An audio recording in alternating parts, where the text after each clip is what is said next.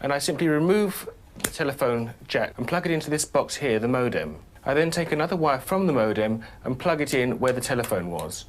I can then switch on the modem. It's now telling me to phone up the main Pressel computer. So it's a very simple connection to make. Extremely simple. I'm now waiting for the computer to answer me. And things are starting to happen. Things are starting to happen. Why did you buy a computer?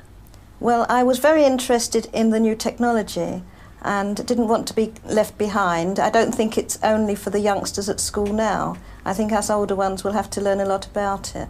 What is Internet anyway? Internet is that massive computer network, the one that's becoming really big now. What do you mean? That's big. How does one? What do you write to it like mail? No, a lot of people use it and communicate. I guess they can communicate with NBC writers and producers. Allison, can you explain what Internet is? The world is in financial disarray. Currencies failing, economies in wild flux, jobs being lost. But what if you could build an entirely new economy, one specifically designed for the digital realm? Well, that is the dream behind Bitcoin.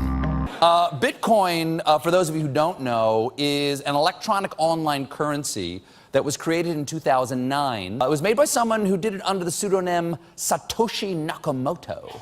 Like any economy, you don't want too much too fast because then the value of your currency drops, or so slow that your economy grounds to a halt. It's designed to be a self-stabilising economy.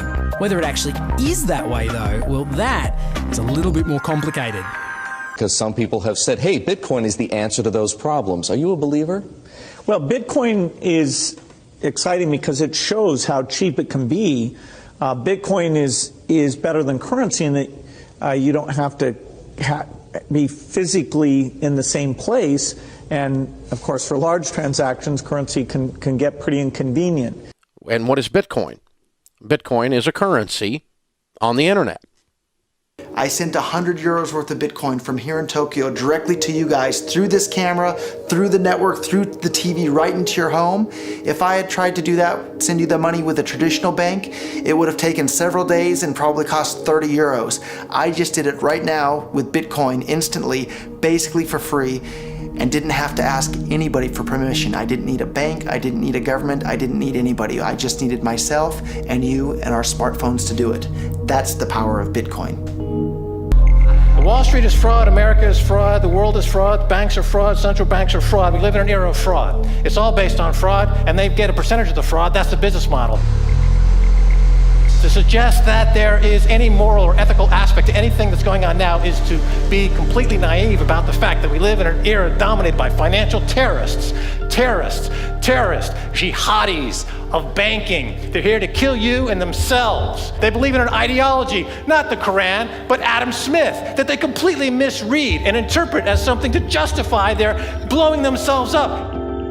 Janet Yellen's a terrorist! Mario Draghi's a terrorist! The Central Bank of Japan is a terrorist! These are the real terrorists! Funds received.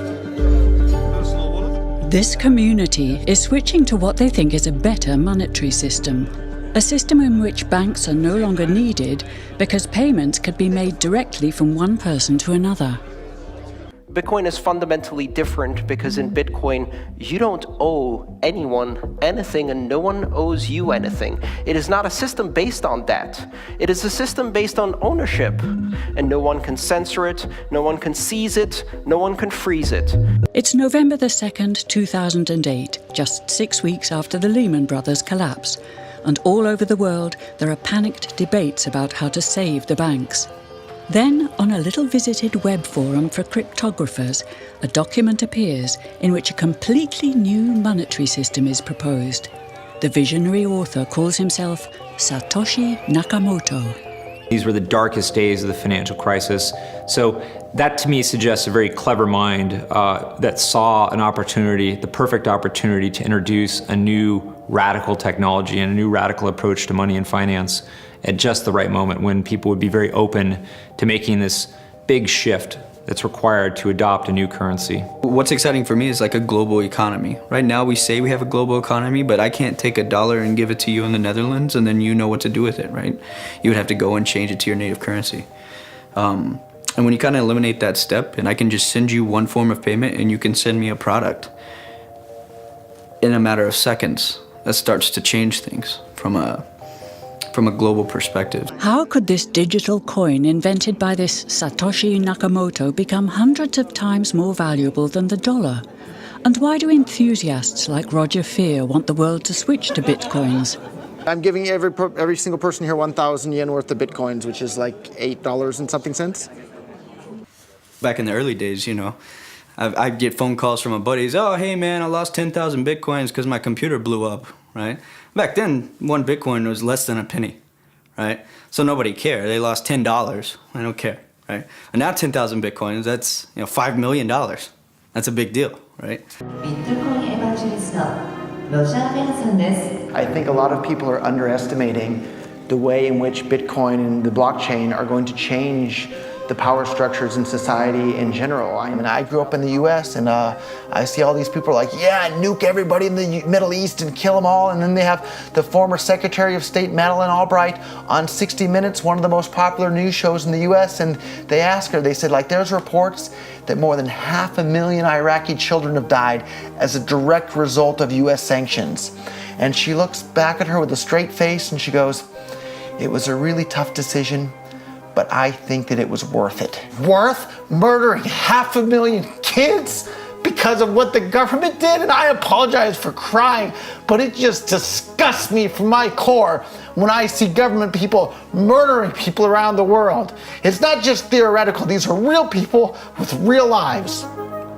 And it's real people, and Bitcoin has the power to undermine everything they're doing to people around the world. And I'm sorry for shouting, but it just disgusts me what these people in government do. And they do it through central banking and through the control of the money supply, and Bitcoin takes that away from them.